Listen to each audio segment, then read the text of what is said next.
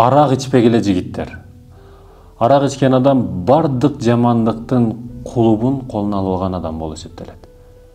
Каалаган учурда ачып кое берет. Каалаган жамандыктын эшигин. Күрүч колуңда экен, бычак, пистолет, арак бүт барды колуңда деген. Каалаган нерсени бузушуң мүмкүн. Арак ичкен адам өлтүрөт. Арак ичкен адам сойкулук кылат. Арак ичкен адам кыздарды зордойт. Арак ичкен адам сөгүнөт. Арак ичкен адам бирөөгө жакпайт. Арак ичтиң, жамандыктын бардык эшигинин кулубун колуңа алып алдың.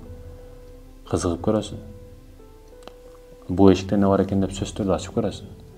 Бирөөсүн ачкандан кийин экинчисине кызыгасың. Ачып көрө бересиң. Бир күн башыңды жейт бул нерсе. Ошондуктан жигиттер суранча арак ичпегиле.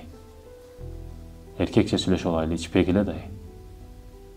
Арак ичип, сигарет чегип эмне пайдасы?